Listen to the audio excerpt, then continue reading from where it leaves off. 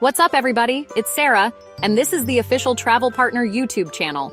We're all about seeing the world without breaking the bank. Hit that subscribe button so you don't miss out on any of the adventures.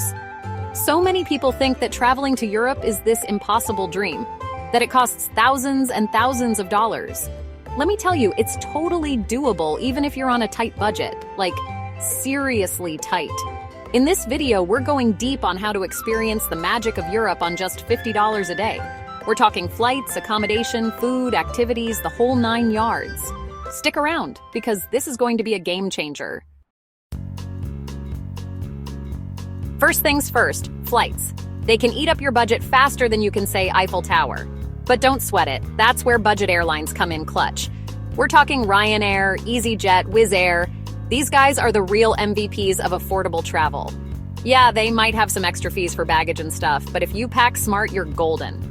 Think about it. A round trip from London to Rome for like $50? That's less than a fancy dinner. You can't beat that. Sign up for their email lists to get alerts on crazy flash sales. I once scored a flight from Dublin to Barcelona for €5. €5, people. That's cheaper than a cup of coffee in some places. You just gotta know where to look. So ditch the fancy airlines with the overpriced peanuts and get booking with the budget kings. Your wallet will thank you. All right, now that we've tackled flights, let's talk about accommodation. Hotels can be pricey, but guess what? You don't always need them. Overnight buses and trains are where it's at. Think about it. You're literally killing 2 birds with 1 stone.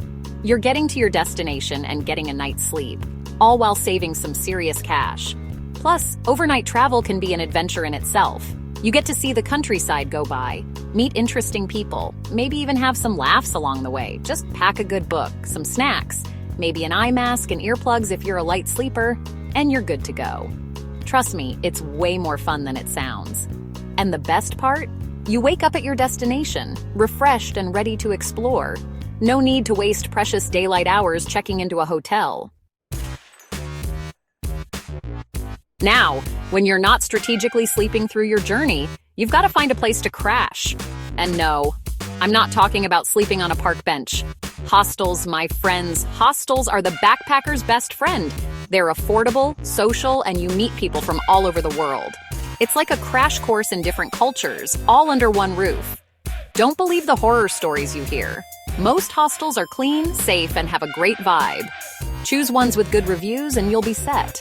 Plus, a lot of hostels organize events and activities like pub crawls, walking tours, even cooking classes. It's a great way to experience the city like a local and make some new friends along the way. And the best part? You can find hostels for like $10 a night. That leaves you plenty of cash for more important things like, actually experiencing the place you came to see. Chapter 4. Public transport ride like a local. Okay, so you've got your flights, you've sorted your accommodation, now it's time to talk about getting around. And spoiler alert, it doesn't involve renting a fancy car. Public transport is the name of the game in Europe. Buses, trams, metros, they've got it all figured out. It's cheap, it's efficient, and it's a great way to see the city.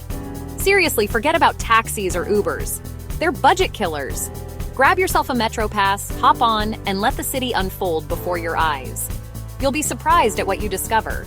Plus, using public transport is way more environmentally friendly than driving. So you can feel good about saving money and saving the planet at the same time. It's a win-win. Just make sure you validate your ticket because those ticket inspectors are no joke. Trust me, I've learned that the hard way. Chapter 5. Cook your own meals. Eat like a king, spend like a pauper. All right, let's talk food. One of the best parts of traveling is experiencing the local cuisine, right? But eating out for every meal can drain your budget faster than you can say pasta carbonara. That's where cooking comes in. Hit up the local markets, grab some fresh produce, cheese, bread, whatever tickles your fancy, and have yourself a little culinary adventure in your hostel kitchen. Not only will you save a ton of money, but you'll also get to try out some local ingredients and maybe even impress yourself with your cooking skills. Who knows, you might discover your hidden talent. And hey, if you're feeling lazy, there are always cheap and cheerful takeaway options. Just avoid the tourist traps and ask some locals for recommendations. Remember, Food is meant to be enjoyed, not to bankrupt you. So get creative, get cooking, and savor every bite. Chapter 6. Free walking tours. Explore like a local, pay like a boss. Now let's talk about activities. You don't need to spend a fortune on expensive tours to experience the best of Europe. In fact, some of the best things in life are free. Free walking tours are a thing, people, and they are awesome. Most major cities have them, and they're a great way to get your bearings, learn some history, and discover hidden gems. Just look for the guides with the funny hats and the big smiles. They're usually super passionate about their city and will give you the inside scoop on everything from the best local bars to the most Instagrammable spots. And the best part? It's free. Well, technically it's tip-based, so make sure you slip your guide a few euros at the end. They deserve it for all their hard work. So ditch the overpriced tour buses and explore the city on foot. You'll be surprised at what you discover. Okay, I know I said free activities are the best, but sometimes it's worth splashing out a little bit, especially if you're a museum junkie or a history buff. That's where city passes come in handy.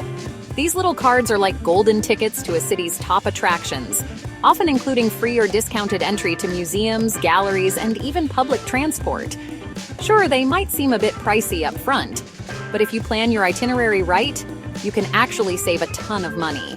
Plus, you get to skip the ticket lines, which is a major bonus, especially during peak season. Do your research before you go and see which city pass offers the best value for your interests. You might just be surprised at how much you can squeeze into your trip without breaking the bank. Just remember to check the validity period and make sure you use it enough to get your money's worth. Otherwise, it's just not worth it. All right, let's talk timing. When it comes to traveling to Europe, timing is everything. Not just for catching trains, but for catching the best deals. Peak season, which is typically summer, means peak prices. Everyone and their grandma is trying to get their European fix, which drives up the cost of everything from flights to accommodation. But here's a little secret: shoulder season is where it's at. We're talking spring and fall. The weather is still great, the crowds are smaller, and the prices are significantly lower. It's a win-win-win. Plus, traveling during off-season means you get to experience a different side of Europe. You might even stumble upon some local festivals or events that you wouldn't have seen otherwise. So ditch the summer crowds, embrace the shoulder season, and watch your budget breathe a sigh of relief. All right, let's talk tech. In this day and age, there's an app for everything, right? And travel is no exception. In fact, travel apps can be your best friend when it comes to sticking to a budget. From finding cheap flights and accommodation to discovering local deals on food and activities, there's an app for every aspect of your trip. Some of my favorites include Skyscanner for finding the best deals on flights, Hostel World for booking budget-friendly accommodation, and Google Maps for, well, everything else. Seriously, Google Maps is a lifesaver. It's like having a personal tour guide in your pocket.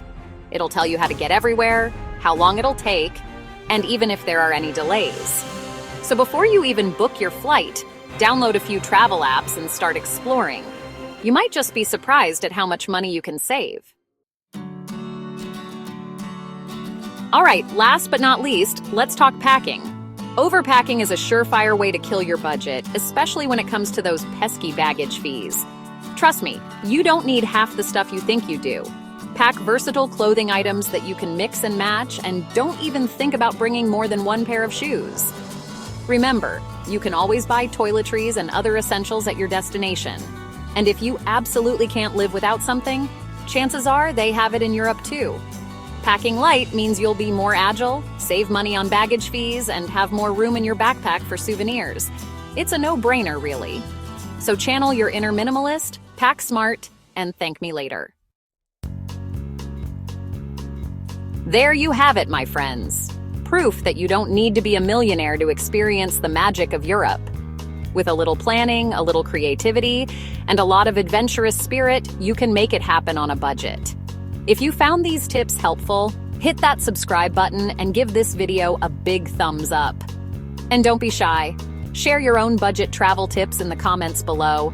Let's help each other out and explore the world together. Until next time, happy travels!